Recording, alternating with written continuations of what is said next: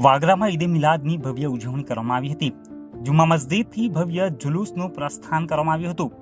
આખરી પૈગંબર હઝરત મોહમ્મદ સલ્લલ્લાહુ અલૈહિ વસલ્લમના જન્મદિવસ ઈદે મિલાદુન નબીની વાગરામાં ભારે શ્રદ્ધા અને ઉત્સાહ સાથે ઉજવણી કરાઈ હતી. આ વર્ષ વહેલી સવારથી જ વરસાદી માહોલ હોવાથી જુમ્મા મસ્જિદ ખાતેથી નીકળતા જુલુસનો સમય બદલીને જુમ્માની નમાજ બાદ કાઢવાનો નિર્ણય કરવામાં આવ્યો હતો. જોકે વરસાદના કારણે કેટલાક વિસ્તારોમાં સવારમાં પણ નાના જુલુસ જોવા મળ્યા હતા. બપોર બાદ જુમ્મા મસ્જિદથી એક ભવ્ય જુલુસનું પ્રસ્થાન થયું હતું. આ જુલુસ પટેલ ખડકી, ચીમન ચોક, મેઇન બજાર, ડેપો સર્કલ થઈને પરત જુમ્મા મસ્જિદ ખાતે પહોંચ્યું હતું.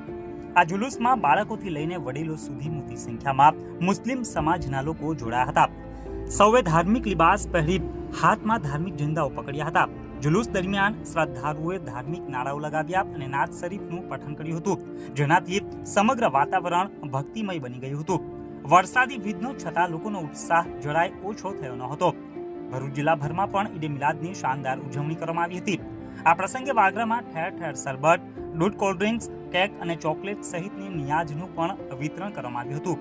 જુલુસ દરમિયાન કોઈ અનિચ્છનીય ઘટના ન બને તે માટે વાગરા પોલીસે ચાંપતો બંદોબસ્ત ગોઠવ્યો હતો.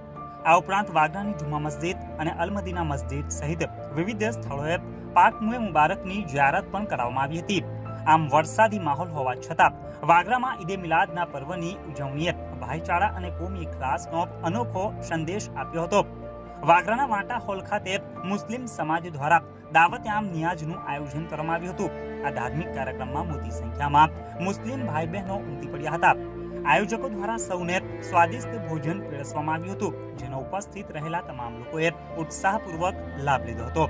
આ પ્રસંગે ભાઈચારા અને કોમી ઇખલાસનો સુંદર માહોલ જોવા મળ્યો હતો, જ્યાં સૌએ એક સાથે બેસીને ભોજન ગ્રહણ કર્યું હતું અને ધાર્મિક લાગણીઓને વ્યક્ત કરી હતી.